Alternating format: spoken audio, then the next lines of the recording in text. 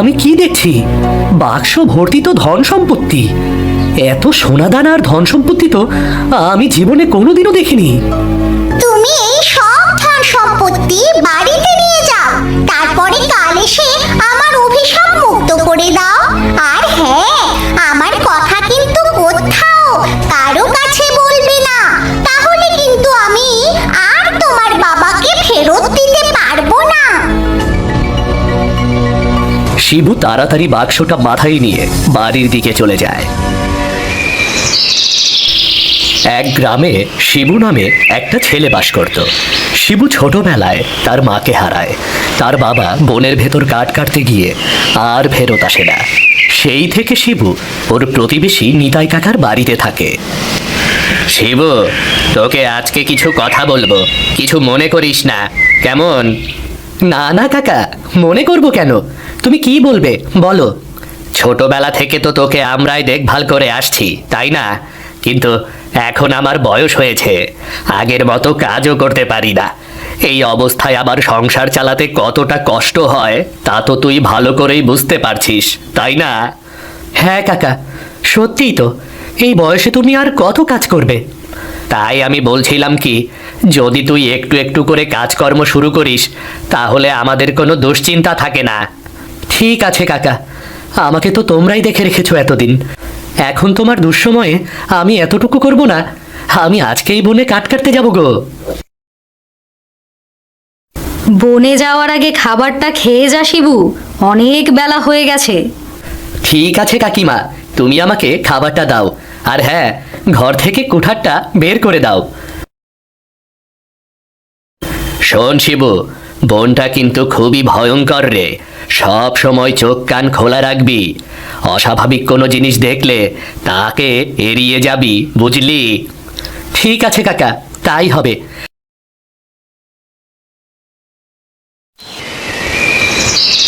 খাওয়া দাওয়া শেষ করে শিবু একটা কুঠার নিয়ে বনে চলে আসে। তারপর একটার পর একটা গাছ দেখতে থাকে, কিন্তু কোনো গাছই তার পছন্দ হয় না।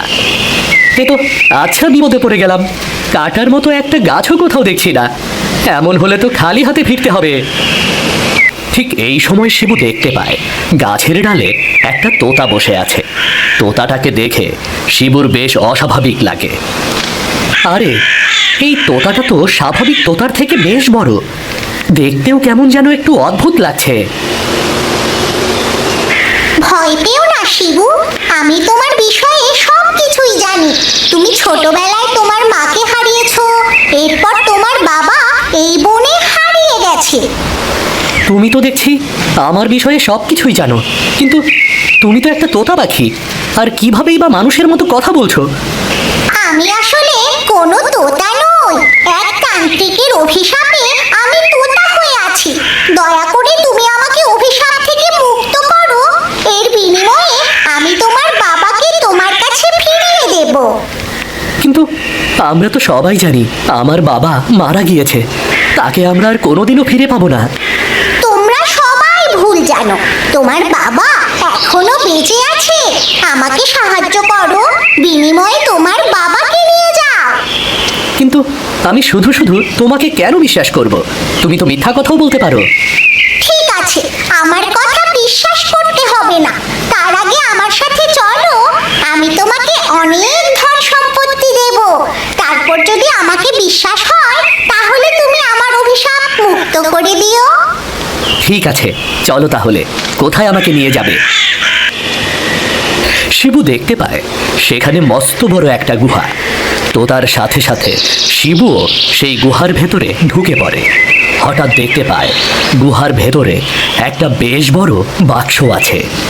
খুলে দেখো, এই বাক্স ভর্তি সোনা দানা আছে। এ কি? এই গুহার ভেতর এই বাক্সটা কিভাবে এলো? এর ভেতর কি আছে? খুলে দেখো, এই বাক্স ভর্তি সোনা দানা আছে।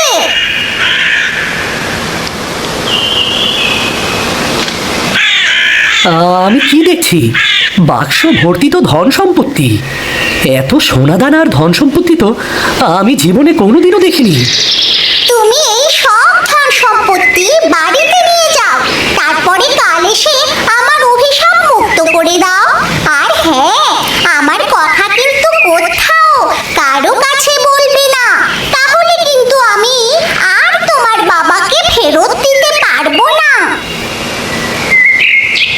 শিবু তাড়াতাড়ি বাক্সটা মাথায় নিয়ে বাড়ির দিকে চলে যায়।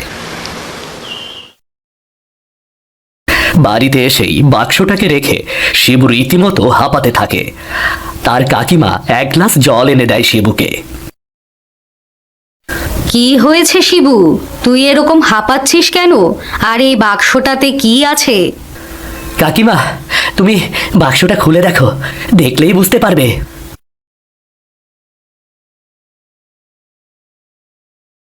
ও মা, বাক্স ভর্তি এত সোনা দানা তুই কোথায় পেলি?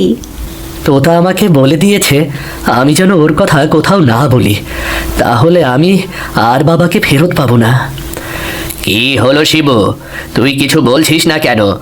তুই কি এই বাক্স কোথা থেকে চুরি করে এনেছিস? না কাকা, আমি এটা কোথাও থেকে চুরি করিনি। বনে কাঠ কাটতে গিয়ে একটা গুহার ভেতরে এটাকে পেয়েছি। কাজটা করা তোর একদমই ঠিক হয়নি শিবু। এটা হয়তো আমাদের গ্রামের জমিদার বাবুর। উনি হয়তো চোর থেকে বাঁচার জন্য এগুলোকে গুহার ভেতর লুকিয়ে রেখেছিলেন। এখন আমি কি করে কাকাকে বলি যে এগুলো জমিদার বাবুর না, বরং ওই তোতা আমাকে উপহার দিয়েছে। চল শিবু, আমরা এই সোনাদানার বাক্স জমিদার বাবুকে দিয়ে আসি। শিবুর আর কিছুই বলার রইল না। সে তার নিতাই কাকার সাথে বাক্স নিয়ে জমিদার বাবুর বাড়ির দিকে চলে যায়।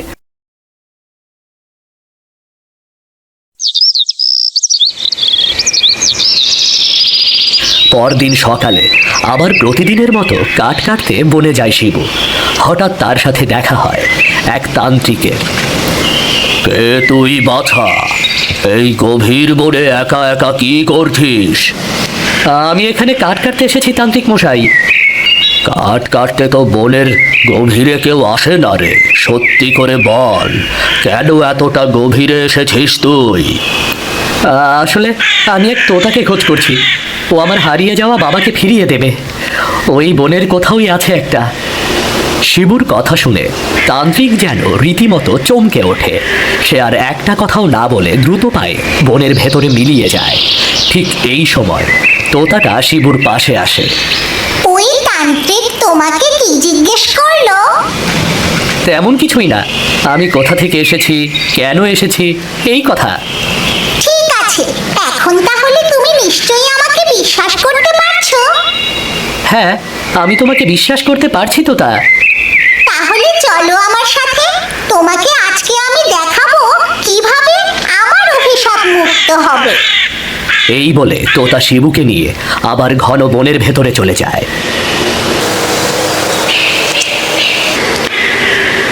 হাঁটতে হাঁটতে তারা সেই গুহার মুখের কাছে এসে পৌঁছায়। গুহার ভেতরে ঢুকতেই দেখা যায় একটা কাচের শিশিতে নীল রঙের তরল। ভালো করে তাকিয়ে দেখো, ওই কাচের শিশির ভেতরে কিছু নীল রঙের তরল রয়েছে। ওই কাচের শিশি ভেঙে দিলে আমার অভিশাপ মুক্তি হবে। তাহলে তোতা আমি এক্ষুনি ওই কাচের শিশি ভেঙে দিচ্ছি। না না, এই ভুলটা করো না। এই কাজটা করতে হবে আগামীকাল পূর্ণিমা রাতে, তাহলেই আমার অভিশাপ মুক্তি হবে। ঠিক আছে, আমি তাহলে কালকে রাতে আসব। কিন্তু আমার বাবাকে আমি ফেরত পাবো তো? নিশ্চয়ই পাবে। আমি অভিশাপ মুক্ত হওয়ার সঙ্গে সঙ্গেই তোমার বাবাকে ফেরত পাওয়ার রাস্তা বলে দেব। ঠিক আছে, আমি তাহলে আজকে চলে যাই। কাল পূর্ণিমা রাতে এখানে আমাদের দেখা হবে। এই বলে শিবু বাড়িতে চলে যায়।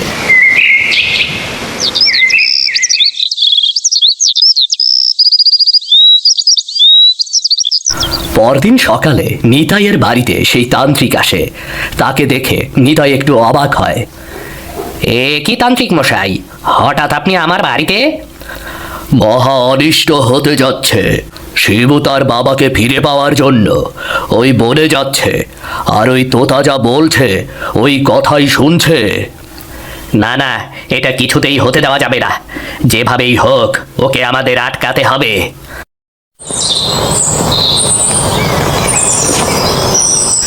এদিকে রাতের বেলা শিবু ওই গুহায় যাবে বলে তার তোড়জোড় শুরু করেছে।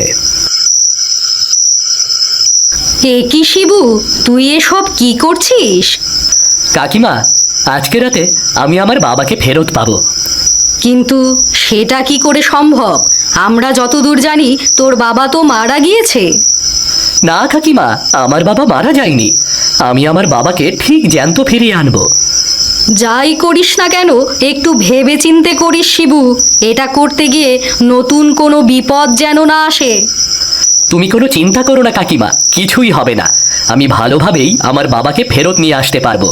সন্ধ্যাবেলা শিবু বনের উদ্দেশ্যে বেরিয়ে পড়ে। ঠিক তখন তার পথ আটকে দাঁড়ায় তান্ত্রিক ও নিতাই। দাঁড়া শিবু, ওই বনে যাস না। তোর বাবাকে আর কোনোদিনও ফেরত পাওয়া যাবে না। শুধু শুধু কেন এসব করছিস? তোমরা চাও না যে আমি আমার বাবাকে ফেরত নিয়ে আসি, তাই না? এই কারণে তোমরা প্রতি কাজে আমাকে বাধা দিচ্ছ। তুই আমাদেরকে ভুল বুঝছিস শিবু। তুই যার মাধ্যমে তোর বাবাকে ফেরত আনতে যাচ্ছিস সে আসলে তোতারূপী ডাইনি। আপনারা সবাই আমার সাথে মিথ্যা কথা বলছেন। ওই তোতা সত্যিই আমাকে সাহায্য করবে, আমার বাবাকে ফেরত এনে দেবে। ওই তোতার কথা মতো কাজ করলে মহা অনিষ্ট হয়ে যাবে। দয়া করে তুই আমাদের কথা শোন। শিবু ওদের আর একটা কথাও না শুনে আবার বনের দিকে চলে যায়। বনে এসে সেই গুহার ভেতরে ঢুকে যায় শিবু। তার পেছন পেছন গুহায় ঢুকছে তান্ত্রিক ও নিতাই। শিবুর সামনে সেই নীল তরল ভরা শিশিটা। দাঁড়া শিবু, কাজটা করিস না, শিশিটাকে ভাঙিস না। মহা অনিষ্ট হয়ে যাবে শিবু, তান্ত্রিকের কথা শোন, এই কাজটা করিস না। শিবু, তুমি ওদের কারো কথা শুনবে না। তুমি তো তোমার বাবাকে ফেরত পেতে চাও, তাহলে এই কাচের শিশিটা এক্ষুনি ভেঙে ফেলো। এই তোতাটা একটা ডাইনি। শিশি ভাঙার সাথে সাথে ও তার আসল রূপ ফিরে পাবে। এই কাজটা করিস না শিবু, করিস না। না, আমি তোতার কথাই শুনবো। আমি এই কাচের শিশিটা ভেঙে আমার বাবাকে ফেরত আনবো। বলতে বলতে নীল রঙের কাচের শিশিটা হাতে তুলে নেয়। তারপর মাটিতে আছড়ে ফেলে ভেঙে দেয় শিবু। সাথে সাথে তোতা পাখিটা রূপ বদলে একটা ডাইনির রূপ নেয়। অনেক উপকার করলি শিবু। এবারে আমি আমার আসল রূপ ফিরে পেয়েছি। আমি আবার এই বনে রাজত্ব করব। এসব কি হয়ে গেল তান্ত্রিক? আপনাদের কথা মতোই তো ওই তোতা ডাইনি হয়ে গেল। আজ থেকে 20 বছর আগে এই ডাইনি এই বনে রাজত্ব করত। যদি কোনো মানুষ ভুলেও এই বনে আসতো তাহলে তার প্রাণ নিয়ে ফিরে যেতে পারতো না। এমনই একদিন নিতাই ও তোর বাবা আমার কাছে আসে। আমি ওদেরকে বলে দিয়েছিলাম এই ডাইনিকে বন্দি করতে হলে যে কোনো একজনের প্রাণ বলি দিতে হবে। সেদিন তোর বাবা প্রাণ বলি দিতে এগিয়ে আসে আর এই কুয়ায় ঝাঁপ দিয়ে নিজের প্রাণ দেয়। এরপরে তান্ত্রিক ওই ডাইনিকে একটা তোতা বানিয়ে রাখে আর তার সমস্ত শক্তি একটা কাচের শিশিতে ভরে নীল রঙের তরলে পূর্ণ করে রাখে। আজ কাচের শিশি ভেঙে দেওয়ার মাধ্যমে ওই ডাইনিটা সমস্ত শক্তি ফিরে পেয়েছে। এখনো আবার এই বন, গ্রাম এর ওপরে তাণ্ডব শুরু করবে। আমি মস্ত বড় ভুল করে ফেলেছি তান্ত্রিক। এখন কিভাবে এই বিপদ থেকে মুক্তি পাওয়া যায়? যদি আর একটা প্রাণ বলি দেওয়া যায় তাহলে এই ডাইনিকে আবার বন্দি করতে পারবো। ঠিক আছে, যদি তাই হয় তবে এই বন ও গ্রামের স্বার্থে আমি আমার নিজের প্রাণ বলি দেব।